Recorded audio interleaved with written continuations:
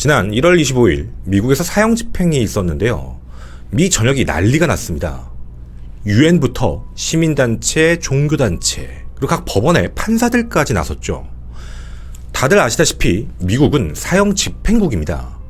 작년 한 해만 해도 5개의 주에서 사형수 24명에게 독극물 주사로 사형을 집행했죠. 그런데 왜 이번에 갑자기 난리가 난 걸까요?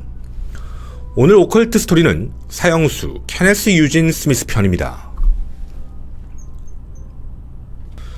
네, 안녕하세요. 아프리카 유튜브 가족 여러분, 김원입니다. 미 언론은 사형 집행 며칠 전부터 집행 장소인 미 엘라베마주를 연일 보도를 하고 있었습니다. 유엔 인권사무소 대변인은 반대 성명까지 냈죠. 또 바티칸 산하에 있는 자선단체도 만약 이대로 사형 집행을 해버리면 전 유럽은 미국 엘라베마주에 대한 불매운동을 하겠다라며 보이콧 선언까지 했습니다. 도대체 왜 그런 걸까요? 설마 사형수 케네스 유진 스미스의 범죄 혐의에 무언가 문제가 있어서 사형을 집행하면 안 됐기 때문이었을까요? 그럼 우선 스미스의 범죄 행위부터 좀 알아봐야 하겠습니다. 때는 1988년입니다. 남편이자 아버지인 찰스 목사는 자신의 아내 엘리자베스와 아이들을 낳고 행복하게 살고 있었죠. 그런데 어느 날 45세였던 아내 엘리자베스가 갑자기 끔찍한 살인 피해자가 됩니다. 어떻게 된 일이었을까?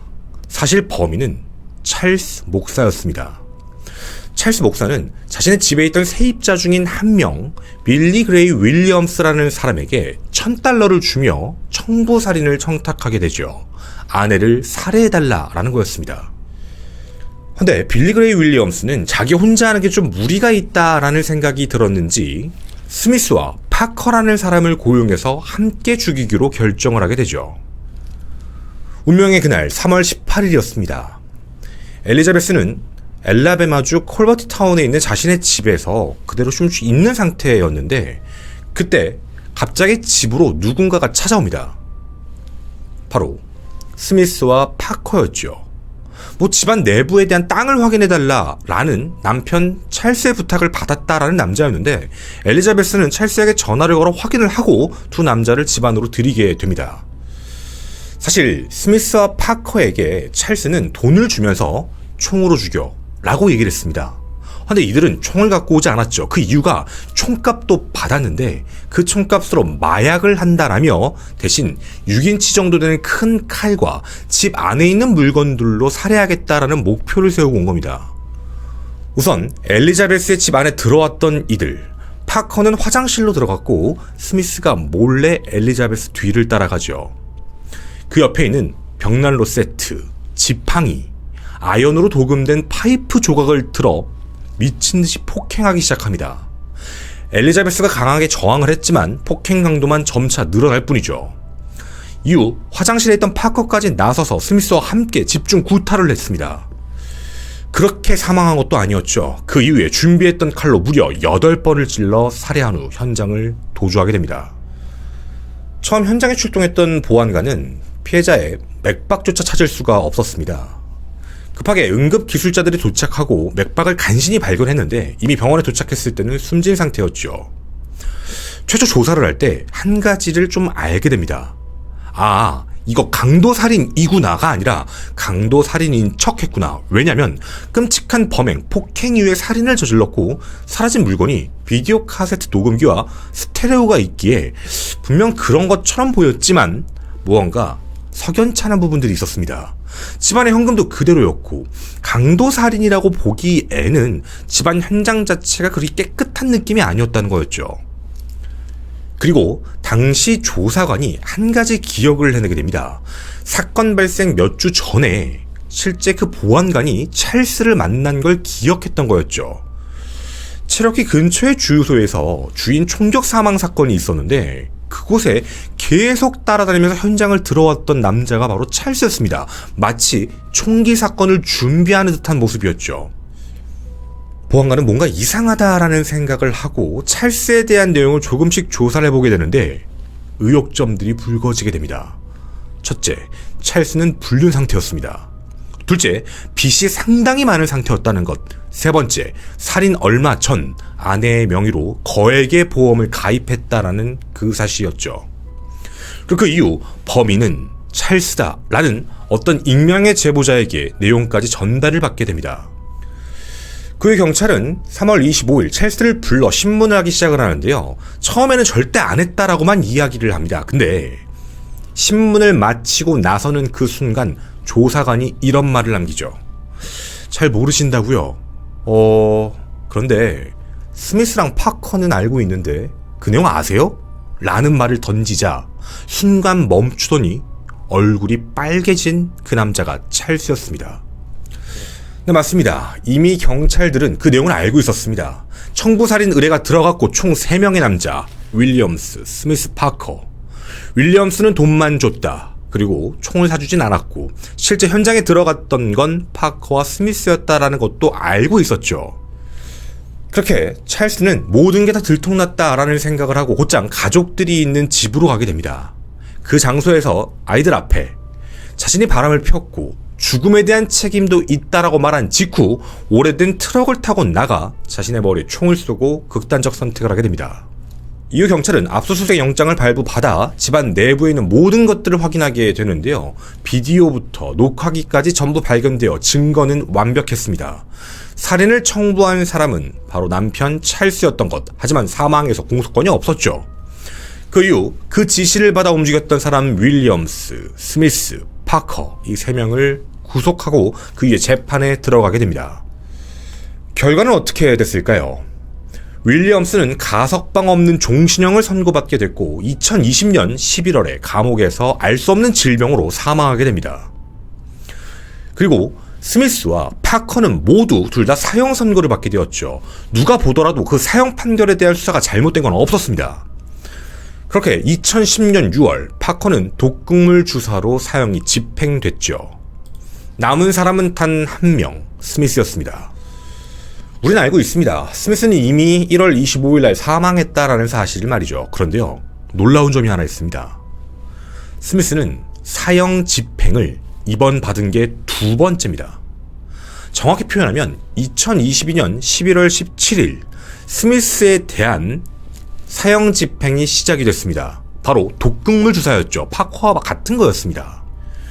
당일 오후 7시 45분 엘라베마주 교정국에서 스미스의 변호사에게 이메일로 보내 이제 사형시킨다 라는 내용을 보냅니다. 그렇게 스미스는 아내와 자식과 통화를 마치고 7시 57분 수갑을 찬 상태로 사형실을 향했죠. 그렇게 오후 10시경 사형 집행관들이 들어왔고 팔에 주사를 꽂으려고 했는데요. 여기서 문제가 생깁니다. 정맥을 찾아야 되는데 정맥이 안 보였던 거죠.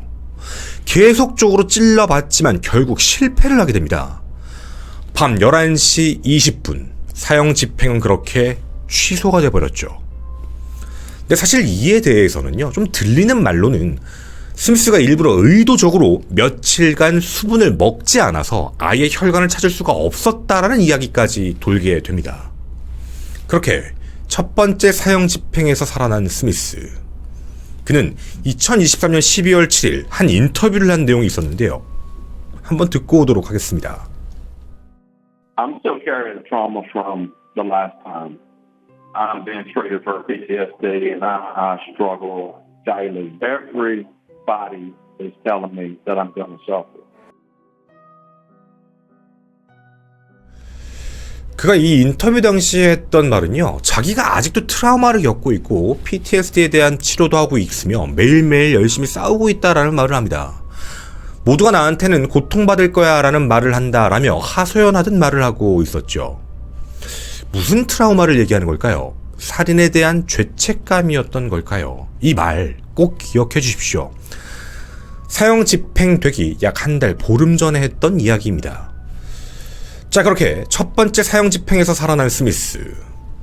그리고 그 이후 두 번째 사형 집행은 당연히 예정대로 이어졌습니다. 그런데 무언가 달랐죠. 첫 번째 집행이 1982년 독극물 사용이 도입된 직후 그 이후에 처음으로 새로운 방법으로 진행하겠다라는 발표였습니다. 새로운 사형 집행 방법, 바로 안면에 인공호흡기를 끼고 그곳에 질소를 공급하며 저산소증을 유발하는 방법. 미국에서 세계 최초로 질소가스 사형 집행을 예정한 거였죠. 바로 이게 논란이었습니다. 정의다, 아니다, 방식이 매우 잔인하다라는 찬반에 대한 그 논란이었죠. 스티브 마샬 법무장관은 이렇게 말을 했습니다. 이 가스가 인간에게 알려진 가장 고통스럽지 않고 매우 인도적인 사형 방법이다 라는 내용을 밝혔죠. 하지만 이에 대한 반발이 어마어마했습니다. 종교계와 시민단체는 이런 말을 했죠. 너무 과도한 고통을 주는 방식이다. 질소로 동물들을 안락사시키는 실험이 있었는데 굉장히 끔찍하고 잘못된 결과가 나왔다. 고통이 없을지도 모른다 라고 얘기하며 실제로는 생체 실험을 하고 있는 것이다 라고 말을 합니다. 유엔에서도 동물에게도 사용하지 않는 방법을 인간에게 쓰고 있다며 즉각 중단할 것을 얘기했죠. 마찬가지로 스미스의 변호인 또한 이 방법 자체가 실험 대상의 방법이라며 사형 집행 중지를 청구했지만 연방법원은 기각을 해버립니다. 사형수 스미스를 상담했던 제프 후드 목사는 사형이 집행되는 그 순간, 목숨을 잃는 그 순간까지 옆에 함께 있었습니다. 그는 언론에게 이런 이야기를 전했는데요. 아이들에게 살인을 사형으로 갚는 걸 가르칠 수 없다. 그리고 정부가 밝힌 대로 30초 안에 끝나지 않는다는 것도 나는 눈으로 보았다. 우리가 다 함께 눈으로 본 것은 누군가가 자신의 삶을 위해 미친 듯이 노력하는 그 몇 분의 시간, 몸을 앞뒤로 굽히는 것, 마스크 안에서 여러 가지 거품들이 나오는 것, 그런 것들을 보는 시간이었다. 실제로 교정 직원도 눈에 띄게 놀란 걸 보았다. 이건 정말 좋지 않은 방법이다. 라는 말을 남겼습니다. 정의를 구현하기 위해 인도적인 방법이었다 라는 말과 도를 넘은 국가의 폭력적인 행위다 라는 내용. 과연 이 내용이 어떤 게 맞는 걸까요? 그럼 왜 독극물 방식이 아니라 질소 사용에 대한 방법을 생각을 했을까요? 그 이유가 있었습니다. 사실 지금 현재 질소 사용에 대한 부분이 통과된 주는 미국에서 총 3곳인데 엘라베마, 미시시피, 그리고 오클라호마입니다. 이유가 있었는데요. 독극물에 대한 그 제약사, 공급 자체가 꺼리기 시작을 하다 보니 안락사 같은 걸 시키는 그 독극물을 구하기가 매우 힘들어지는 상황이었습니다. 실제로 스미스의 사형이 집행될 때 오클라호마주 교정국장이 직접 와서 질소가스 방식이 얼마나 잘 작동하는지 확인한다 라는 말까지 남겼죠. 그렇게 2024년 1월 25일 사형 집행 8시간 전 마지막 식사를 스테이크로 마치는 사형수 스미스. 아내와 아들들의 마지막 면회를 끝으로 편안한 마음을 갖고 운명을 받아들였다고 합니다. 당초 6시에 집행하는 것으로 알려졌지만 약 2시간 늦춰진 오후 7시 53분 진행되었죠. 그 이후 속보는 오후 8시 25분 공식적으로 사망했다라는 발표였습니다. 자, 그런데요. 과연 이 부분에 대해서 잘못됐다라고만 생각하는 게 맞는 걸까요? 이젠 정반대에 대한 이야기를 좀 해보고 싶습니다. 피해자의 가족입니다. 사형이 집행한 이후에 그는 지금껏 사과조차 하지 않았다. 나는 무조건 형 집행 때 그걸 볼 거다 라고 얘기를 했죠. 끝난 이후에는 어머니가 돌아오시지도 못한다. 즐거우면서도 괴로운 날이다. 드디어 정의가 이루어졌다 라는 말을 합니다. 성경에도 악한 행위에는 결과가 따른다 라는 말을 남겼고 35년 전에 저지른 그 죄에 대해 오늘 밤 그 빚을 갚았다 라며 엘리자베스의 아들 마이크 세넷이 이야기를 했습니다. 유가족입니다. 그리고 당시 사형 집행을 목격한 언론인 이바나 힌키우가 이런 충격적인 말을 남겼죠. 숨지기 전 스미스가 마지막 말을 이렇게 남겼다는 겁니다. 오늘 밤 미국 엘라베마는 인류를 한 걸음 뒤로 물러나게 했다. 사랑, 평화, 그리고 빛을 안고 떠날 것이다. 나를 지지해준 사람들에게 고맙다. 여러분 모두 사랑합니다. 집행실에 들어가서는 가족들이 있는 쪽으로 한 손으로 수화를 하며 사랑한다라는 말을 만들고 그렇게 사망했다고 합니다. 끝까지 반성이라는 것을 하지 않은 범죄자 스미스. 자신을 지지해준 사람들에게 고맙다라고 얘기하며 이 집행 방식에 대해 인류가 한 걸음 뒤로 물러나게 했다라는 비난까지 함께 유언으로 남겼습니다. 여러분은 어떤 생각이 드시나요? 사형제를 찬성한다, 반대한다라는 의견으로 나뉘는 부분이 아닙니다. 찬성하는 사람들 사이에서도 이런 방식은 너무 인간적이지 않다, 비인도적이다, 이런 말들도 많이 나오고 있는 상황이죠. 사실 처음에 정부가 얘기했던 건 금방 끝날 것이다 라고 표현을 했지만 사망하는 데까지 걸린 시간이 약 10분이 넘었다라는 문제점과 경련을 일으키고 뭔가 거품 같은 걸 쏟아냈다는 건 고통을 수반한 것이다 라는 그런 말들이 계속 나오고 있었습니다. 물론 이에 대해서 얘기를 한 부분은 첫 번째, 그건 의식을 하고 일부러 흔든 게 아니다, 질소를 들어가게 되면 당연히 나오는 자연스러운 현상일 뿐이다. 두 번째, 오랜 시간이 걸렸던 이유는 스미스가 처음 공기가 나오는 마스크에서 숨을 쉬고 있다가 질소로 바꾸는 그 타이밍부터 숨을 쉬지 않고 숨을 참고 있었기 때문에 더 고통스럽게 오랜 시간 동안 겪다가 사망한 거다라는 발표를 남겼죠. 그러면서 질소 사용 방법은 굉장히 인도적이고 빠르게 끝날 수 있는 방법이다를 다시 한번 각인시켰습니다. 질소 사용이라는 것이 정말 비인간적이다, 그리고 생체 실험이다라는 느낌이 드시나요? 아니면 적어도 최대한의 인권을 챙겨준 살인마에게 사형이라는 집행에서 그 인도적인 걸 가장 많이 제시한 방법이라는 생각이 드시나요? 문득 저는 그런 생각이 들었습니다. 사람은 사망했습니다. 35년간 국가의 세금으로 먹고 살았죠. 언젠간 집행되어야 했을 사형수였을 뿐입니다. 헌데 그 사형수는 다시 한번 국가를 비난했습니다. 정말 비인간적이고 고통스럽게 죽이는 방식이었을지 사실 그 부분은 정확히 알 수는 없죠. 다만 생각보다 빠른 시간 내에 사망했다라는 부분도 당연히 부정할 수 없는 사실이기도 합니다. 끝까지 자기가 살기 위해서 첫 번째에서는 물을 먹지 않은 것, 두 번째는 숨을 참고 있었던 것, 어쩌면 생존 본능이다라는 부분으로는 이해할 수 있지만 끝까지 반성하지 않은 잔혹한 살인마의 마지막에 너무 많은 미화와 너무 많은 다른 생각이 끼는 게 아닌가라는 씁쓸함도 조금은 남습니다. 여러분도 아시다시피 대한민국은 사형이 있지만 사형을 집행하지 않는 실질적 사형 폐지국입니다. 하지만 얼마 전 분명 사형에 대한 이야기가 다시 한번 나오곤 했었죠. 개인적으로 사형제도에 대해 집행에 대한 부분 다 찬성하는 입장입니다. 다만 집행에 대해선 여러 가지 고민이 필요하다라는 생각이었죠. 교수형에 처하면 그 버튼을 누르는 교정당국에 계신 분들에 대한 그 트라우마의 문제, 어떤 사형 도구나 기구를 만들면 그걸 만드는 사람들에 대한 문제, 이런 여러 가지에 대한 문제점들이 나오곤 했습니다. 사형수를 생각하는 게 아니라 다른 사람들에 대한 걱정이 다 강했다라는 부분이었죠.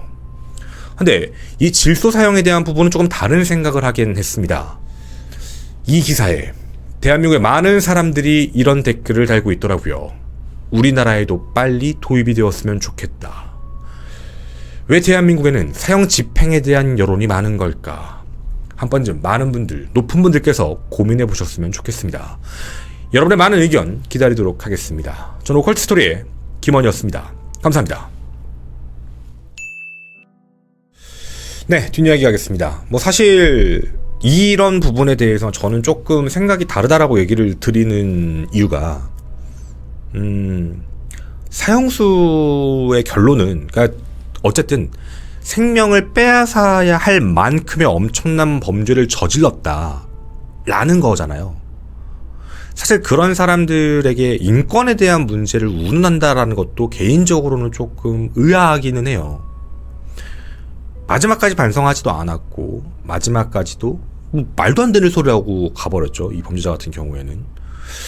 저는 이런 입장에 대해서 얘기를 하는 부분들에 대한 높으신 분들, 단체 운영하시고 종교적이건 어떤 부분이건 그 생각을 부정하고 싶다라는 건 아닌데요.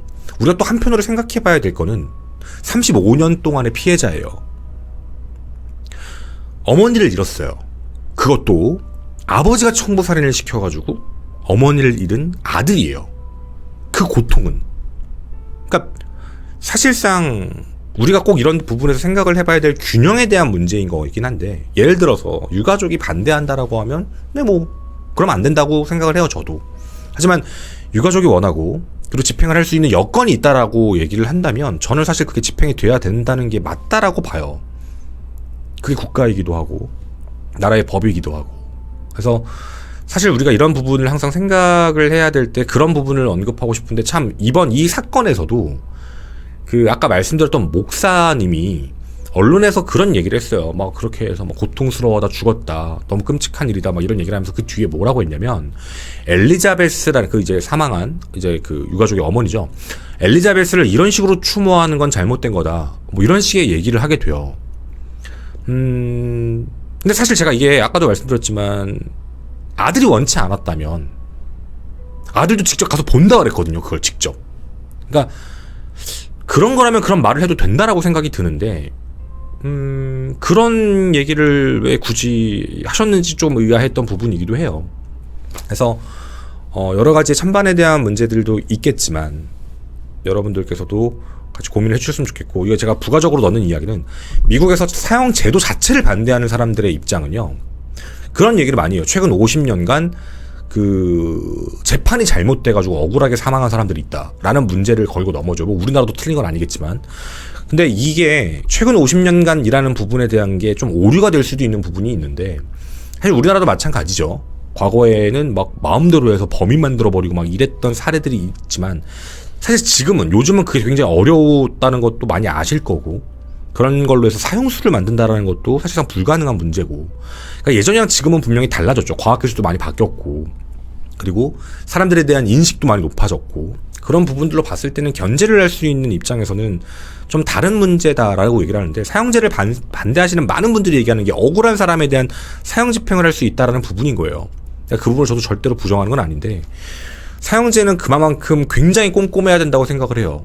사형수로 결정이 났다 하더라도 집행을 하는 사람과의 관련해서는 다시 한 번 더 확인해야 된다는 생각을 저도 동의해요. 당연히 그래야 된다고 생각을 하고, 사실 미국 내에서도 사형제 자체만 놓고 보면 사형제를 찬성하는 사람, 반대하는, 거기도 이제 공화당, 민주당 뭐 이렇게 있잖아요. 당이 어디라고는 얘기 안 하고, 대부분 보면은 한쪽 당에 대해서 사형 제도 자체 찬성하다가 75%가 넘고요, 한쪽은 이제 인권에 대한 문제니까 사형제 찬성한다가 35%로 나와요. 그러니까 그만큼 극명히 갈려요. 근데 대한민국은 어떤 생각일까를 놓고 보면, 사실 대한민국도 모든 사람이 사형제를 찬성하지는 않을 것 같아요.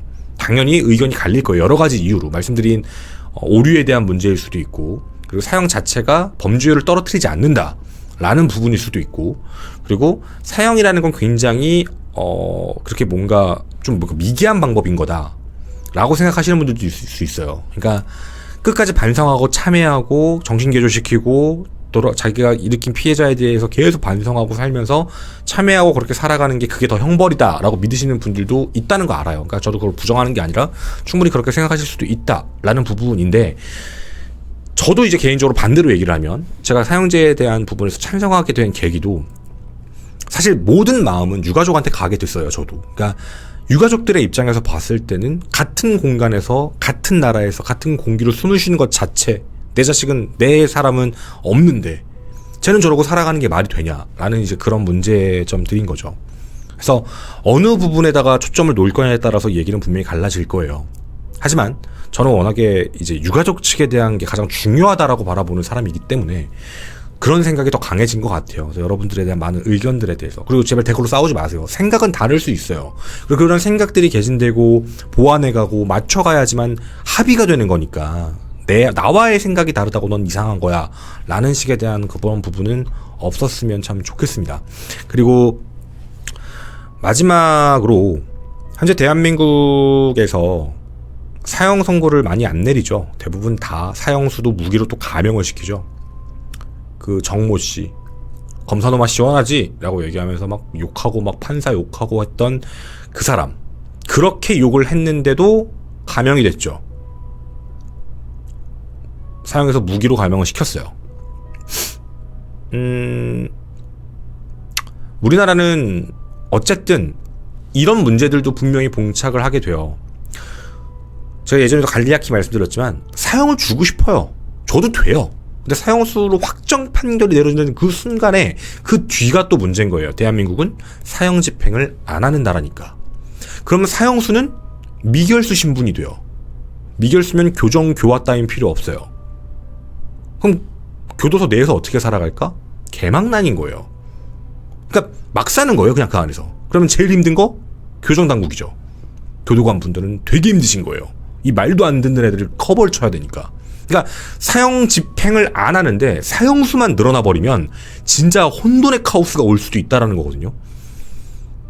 근데 이런 문제점들에 대해서 모르는 게 아니에요. 예전부터 계속 법무부는 똑같은 얘기만을 해요. 답답하다는 거죠. 그러니까 무기징역도 가석방 없는 무기징역도 인권 침해 소지가 있다. 저기 또 뭐야, 사형도 인권 침해다. 하여튼 뭐 왜 자꾸 인권 하는지 잘 모르겠지만 저의 개인적인 생각은 누군가의 생명을 빼앗았고 절대로 교정교화가 되지 않는 대한민국 법체계에서 그 사람에 대해서 절대로 사회에 내보내면 안 되겠다라고 믿는 그런 사람들이라면 저는 어느 정도 과감하게 제도를 변경시키거나 가석방 없는 무기징역에도 빨리 나왔으면 참 좋겠어요. 가석방 없는 무기징역이요, 지금 시행되면 문제 많을 거예요. 왜냐면 교도관분들 또 고생하시거든요. 그러니까 우리나라는 이 시스템 자체가 다 바뀌어야 되는 게 맞아요. 나 어차피 가면 안 되잖아, 나 어차피 가석방 안 되잖아 하고 그냥 개망난이로 살아버리면 그것도 너무 골치 아파지는 문제인 거예요. 그러니까 제가 인권을 중요시 생각하시는 분들에게 한 가지 꼭 말씀드리고 싶은 게 있어요. 그렇게 인권을 챙겨주시다가 재소자들의 인권이 너무나도 올라가서 결론적으로는 교도관부들의 인권이 파괴되는 현상이 드디어 나타나기 시작해요. 꽤 오래됐죠. 모든 건 균형과 밸런스가 있어야 된다고 믿어요. 자유를 구속받았다라는 그 하나만으로 이미 인권을 침해당하고 있는 거야로 안 갔으면 좋겠어요. 그들은 분명히 대한민국에서 어마어마한 어떤 죄를 저지르고 자유를 구속당하는 범죄를 저지르는 그 안에 들어간 거니까 그에 합당한 처벌, 그에 합당한 대우를 받아야 된다고 생각을 해요. 비인간적인 대우를 받아라는 게 아니고요. 근데 그 부분에 대해서 너무 챙겨주시면 상대적으로 밸런스가 무너진다는 것도 좀 알아주셨으면 이라는 생각입니다. 여러분들께도 이 이야기를 전해드리면서 우리나라 얘기가 많이 나올 것 같아서 이런 뒷이야기를 넣은 거고요. 여러분들 많은 의견도 기다리도록 하겠습니다. 감사합니다. 그리고 저는 이렇게 생각을 해요. 물론 뭐 저도 안 가봐서 모르지만 수감 생활하는 사람들 힘들 수도 있죠. 안 해봐서 모르겠는데 어쨌든 교도관분들의 입장은 계속 고발당하고 고소당하고 힘드신 일도 많고 말도 안 듣고 스트레스 받는 일도 많고 저는 그냥 그렇게 생각을 해요. 저는 그 외국에 보면 굉장히 삼엄하고 굉장히 힘든 교도소들 많잖아요. 엄청. 우리나라도 그랬으면 좋겠어요. 더 엄격하게, 더 강하게, 옛날 군대처럼.